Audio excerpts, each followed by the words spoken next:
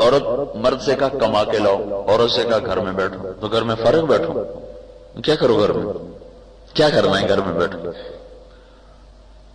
بڑا مشکل کام دیا ہے عورت کو اللہ تعالیٰ۔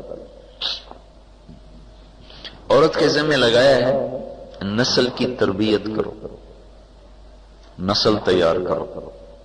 یہ اسکول نسل تیار کرنے کی جگہ نہیں، مدرسہ نسل تیار کرنے کی جگہ نہیں، ماں کی گود ہے نسل تیار کرنے کی جگہ۔ لیکن اب کیا ہوتا ہے، چاہے تلمبا ہو چاہے لاہور ہو، بچے اسکول گئے، ماؤں کی چھٹی 8 گھنٹے کے لیے ماؤں کی نظروں سے اوجھل ہو گئے، پھر اسکول سے واپس آئے تو جو مالدار لوگ ہیں ان کے بچوں کو ٹیوشن والوں نے پکڑ لیا، غریب کے بچے کے پاس پیسہ نہیں کہ وہ ٹیوشن پڑھ سکے، وہ اپنے طور پر اپنی کتابوں میں سر مارنے لگا، مالدار کے بچے کو ٹیوٹر نے پکڑ لیا، اتنے میں شام ہو گئی۔ تو صبح سے لے کر شام تک ماں اور بیٹے کی مل کر کوئی نشست نہیں ہوئی۔ باپ اپنی ملازمت پہ چلا گیا یا اپنی مامو شیر بازار میں دکان پہ چلا گیا، وہ ویسے ہی گھر سے غائب ہو گیا۔ شام کو جب وہ واپس آیا تو ٹیلی ویژن چل پڑا، اب ابا بھی ٹیلی ویژن کے سامنے، اماں بھی ٹیلی ویژن کے سامنے، اولاد بھی ٹیلی ویژن کے سامنے، اسی کو دیکھتے دیکھتے سب سو گئے۔ تو ایک گھر میں رہنے کے باوجود ماں باپ اولاد سے دور، اولاد ماں باپ سے دور، پتہ ہی نہیں ہماری اولاد میں کیا جذبے پیدا ہو رہے ہیں۔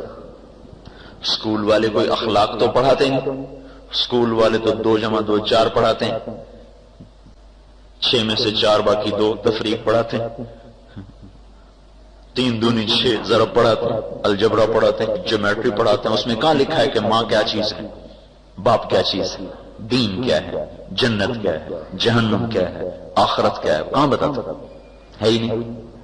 پھر یہ جو او لیول اے لیول کا ایک گمراہی کا آیا ہے اور ایک بت بن کے سامنے آیا ہے، اس نے بالکل ہی پیدل کر دیا۔ ہر قوم کی صفات اس کی زبان میں ہوتی ہے۔ جو انگریزی بولنے والے ہیں ان میں تکبر آ جاتا ہے، تکبر آئے، ان کے منہ کا بناوٹی متکبرانہ ہو جاتی ہے۔ یہ میں ایسے نہیں کہہ رہا ہوں، بڑے تجربوں کے بعد بتا رہا ہوں۔ ہر قوم کے اخلاق اس کی زبان میں چھپے ہوتے۔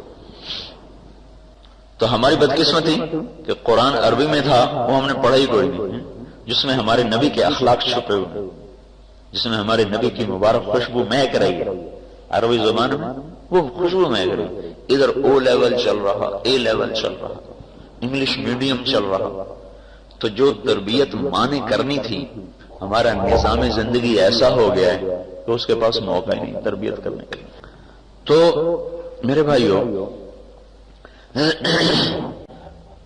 اولاد کی تربیت ہے عورت کے ذمہ، اصل کرنے کا جو کام ہے۔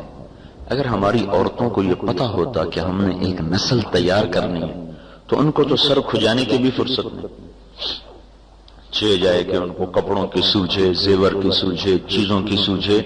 اگر ان کو اپنی ذمہ داری کا احساس ہو جائے تو ان کو تو بھول جائے ہر چیز۔ تربیت کیا کرنی ہے؟ ان کو مسلمان بنانا ہے، ان کو اللہ اور اس کے رسول کی غلامی سکھانی ہے، کہ ان کے دلوں میں اللہ اس کے رسول کی عظمت بیٹھے۔ ان کو رشتوں کا تقدس سکھانا ہے، رشتوں کی عظمت سکھانی ہے، ان کو عبادات پہ لانا ہے۔ بچیوں کو شروع سے ایسا عادی بنانا ہے کہ ان کے اندر پردہ کا شوق پیدا ہو اور ان کے اندر تواضع عاجزی پیدا ہو، چونکہ بیٹی پرایا سودا ہوتا ہے، پرایا مال ہے۔ ماں باپ کے گھر میں وہ رشتے کی محبت کی وجہ سے اس کو مقام ملتا ہے، سسرال میں جا کر اس کو اخلاق کی وجہ سے مقام ملتا ہے، پیسے کی بنیاد پر نہیں، چیزوں کی بنیاد پر نہیں۔ اس کو جو پرائے گھر میں جا کے مقام ملتا ہے وہ اخلاق کی بنیاد پر ملتا ہے۔ تو ہمارے ماں باپ اپنی بچیوں کو اس طرح تیار نہیں کرتے کہ ان کو پرائے گھر میں ہم نے بھیجنا ہے، وہاں یہ باعزت رہ سکیں، اس طرح ان کی تربیت نہیں ہوتی۔ اس لیے ادھر شادی کرتے ہیں اور ادھر ساتھ مصیبتیں شروع ہو جاتی ہیں، دونوں طرف لڑائیاں شروع ہو رہی، شکایتیں آ رہی ہیں، ادھر بھی ادھر بھی ادھر بھی ادھر بھی۔ ایک بڑا تاجر مجھ سے کہنے لگا بچیاں زیادہ تھیں، میں نے کہا یا اللہ جلدی جلدی ان کے فرض ادا ہو جائیں تاکہ ہم مطمئن ہو کے فارغ ہو جائیں۔ لیکن شادیاں کرنے کے بعد پتہ چلا کہ مسائل تو اب کھڑے ہوئے، پہلے تو مسائل ہی کوئی نہیں تھے، مسئلے تو شادی کے بعد شروع ہوئے۔ کس لیے شروع ہوئے؟ کہ بچی کو دوسرے گھر میں رہنے کے مطابق تیار نہیں کیا۔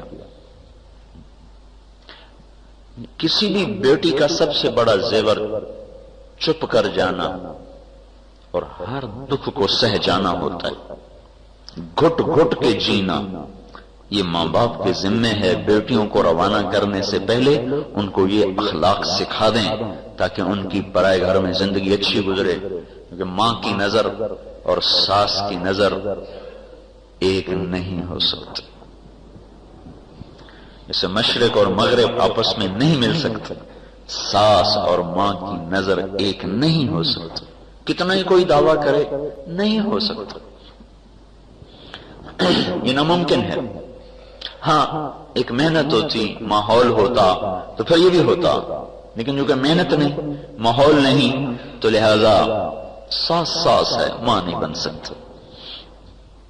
پھر اس بچی کو روانہ کرنے سے پہلے اسے چھوٹا بننا سکھایا جاتا، اسے جھکنا سکھایا جاتا، اسے پسنا سکھایا جاتا، اسے مٹنا سکھایا جاتا، اللہ کی رضا کے لیے، کو اپنا مقام پیدا کرنے کے اللہ کی رضا کے لیے۔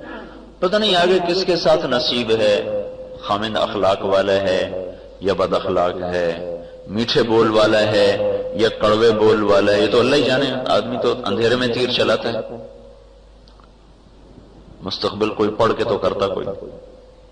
تو اگر اس بچی نے چپ رہنا سیکھا ہوگا تو ہر ایک کے ساتھ گزارا کرے گا، اگر چپ رہنا نہیں سیکھا تو پھر بڑی مصیبت۔ ایسے اپنے بچوں کو اس پر تیار کرنا کہ انہیں کسی زندگی کو ساتھ لے کے چلنے کا سلیقہ پیدا ہو۔ ہمارے ہاں کیا، بچہ جوان ہو گیا، چلو جی شادی کرو، ڈاکٹر بھی بن گیا، شیخ آندن دکان سنبھلے سمون میں انہوں پر نامنا ہے، صرف دکان سنبھالنا تاجروں کے ہاں شادی کا معیار ہے۔ بچی کا جوان ہو جانا اور اس کے زیور کپڑے تیار کر دینا یہ شادی کا معیار ہے، اور ہر شے بنا دیتی ہے، بس ہوں میں دی شادی کر، کہتا میرے پتر میری سیٹ سنبھلے، بس ہوں میں دی شادی کر۔ اب بھائی پیسہ کمانا تو سیکھا ہے، اخلاق بھی سیکھیں کہ نہیں سیکھیں، کسی کو لے کے چلنے کا طریقہ بھی سیکھا کہ نہیں سیکھا، طبیعت کے خلاف کرنا بھی سیکھا کہ نہیں سیکھا۔ اگر ماں باپ نے یہ نہیں سکھایا تو انہوں نے بڑا ظلم کیا، بڑا ظلم کیا، اپنے اوپر بھی ظلم کیا ہے، اور کل کو یہ جب ان کے بیٹے بیٹیاں زندگی کا سفر شروع کریں گے تو ان پر بھی ظلم کیا ہے۔ زندگی تو ایک مشین کے پرزے کی طرح ہے، ہر پرزہ اپنی جگہ پہ کام کرے تو انجن چلتا ہے۔ گراریاں نہیں دیکھتے جب گھومتی ہیں تو ہر گراری دوسرے کے لیے جگہ چھوڑتی ہے، تو تب جا کر گراریاں گھوم کر وہ پہیے کو گھماتی ہیں اور انجن کو گھماتی ہیں۔ اگر گراریاں پھنسنا شروع کر دیں، جہاں ایک کھڑی وہ کہ میں بھی یہاں کھڑی، تو سارا انجن ٹوٹ کے پرزے پرزے ہو جائے گا۔ جگہ چھوڑنا سکھایا جائے، جھکنا سکھایا جائے، دبنا سکھایا جائے، چپ رہنا سکھایا جائے، اللہ سے مانگنا سکھایا جائے۔ یہ اتنا مشکل کام ہے کہ نہ ماں کو فرصت ہے نہ باپ کو فرصت ہے، ماحول نہیں، رواج نہیں، ڈاکٹر بن گیا شادی کرو، تاجر ہو گیا شادی کرو، ذمہ دارہ سنبھال لیا شادی کرو، بچی کا زیور تیار، کپڑے تیار، شادی کرو، اخلاق تیار ہو، اس کو دل کا زیور دے دی، اللہ کا تعلق، اللہ کی محبت، زبان کا زیور دے دیا، لہجے کی مٹھاس، بات میں تواضع اور عاجزی، اس کو ماتھے کا زیور دے دیا، جھومر، جھومر نہیں، سجدوں کا نشان ہے ماتھے کا زیور۔ یہ بڑا مشکل کام تھا جو عورت کے ذمہ تھا، نہ مردوں کو یاد رہا نہ عورتوں کو یاد رہا، اپنی مرضی پہ چلنے کا نا دستور بن گیا، اپنی مرضی پوری کرنے کا۔ لہذا ماں سگی ماں بیٹی کو کہہ دے یہ نہ کرو اور اس کی طبیعت نہ ہو تو اس کے ماتھے پہ بل پڑ جاتی. جن ماؤں نے جنا انہی ماؤں سے سینگ پھنسا کے کھڑی ہو جاتی ہیں بیٹیاں کہ میری مرضی کیوں نہیں پوری ہو رہی. حالانکہ ایک شخص نے آ کر کہا جی میں نے اپنی ماں کو سر پہ کندھے پہ بٹھا کے حج کرایا تو میری ماں کا حق ادا ہو گیا. تو آپ نے کہا ایک رات اس نے جو تیرا پیشاب صاف کیا تھا اس ایک رات کا بھی حق ادا نہیں, اس ایک رات کا بھی حق ادا نہیں. تو چونکہ ہم اپنی اولاد کو اس طرح اٹھاتے نہیں ہیں کہ اپنے ماں باپ کے سامنے وہ جھکنا سیکھیں, ان کی ہر جائز ناجائز پوری کر رہے کہ ہم اپنے بچوں کو خوش دیکھنا چاہتے ہیں. آپ اپنے بچوں کے لیے کانٹے بکھیر کانٹے, انہیں اپنی طبیعت کو دبانا سکھائیں, انہیں اپنے مزاج کے خلاف چلنا سکھائیں. زندگیاں آباد ہو جاتی, گھر آباد ہو جاتے. گھروں کی آبادی کا تعلق پیسے سے نہیں ہے, شکل و صورت سے نہیں ہے, گھروں کی آبادی کا تعلق اچھے اخلاق سے. کہ ایک نوجوان کتنی طاقت رکھتا ہے اپنی زبان کو روکنے کی, ایک لڑکی کتنی طاقت رکھتے اپنی زبان کو روکنے کی. جو اپنی زبان کو روک لیں گے ان کی زندگی خوشگوار ہو جائے. لیکن یہ ماں باپ نے سکھانا تھا, وہ سکھایا نہیں.